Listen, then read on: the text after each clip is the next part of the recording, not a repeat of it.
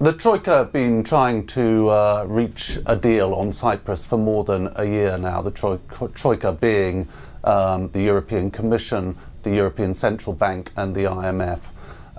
So in the narrow sense that they've now finally reached some kind of a settlement, the 10 billion is now actually on the table and Cyprus has, in theory anyway, agreed to it, then I guess you could count this as a success, and certainly the markets seem to be breathing a little bit of a sigh of relief. But you only have to think about this deal for really a few minutes to realise that this is no kind of a solution at all, not for Cyprus and not for the wider Eurozone. For Cyprus, it essentially means the end of their banking model of business and economic advancement. This has underpinned economic growth in Cyprus for a long time now. For Cyprus, this is a total disaster as far as I can see. For the Eurozone too, what's proposed crosses a line, because never before in this crisis has the Eurozone required that depositors, ordinary depositors, whether they're big or small is irrelevant in this particular instance, depositors, are bailed into the rescue. So they're going to lose a lot of their money. That's not happened before in any of these bailouts. The larger ones are going to lose anything up to 40%.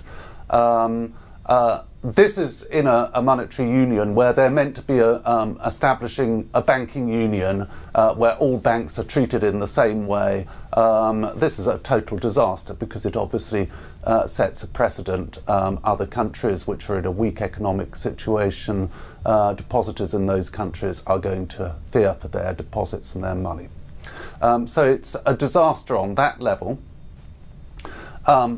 It's also a disaster because in order to sort of cope with the aftermath of this haircut, plainly if you're a depositor in Cyprus at the moment, you're going to want to get your money out very fast. So they're going to have to impose capital controls to stop that flight of capital. Either that or the European Central Bank is going to have to come in with huge amounts of liquidity to support the withdrawals that take place. If they impose capital controls, you might as well say, as far as Cyprus is concerned, it is the end of the euro. You know, a monetary union depends vitally on the free flow of capital from one area to another. Once you interrupt that, it ceases to be a proper monetary union. So on a number of levels, a line and a precedent has been set which is deeply worrying for the future of the Eurozone.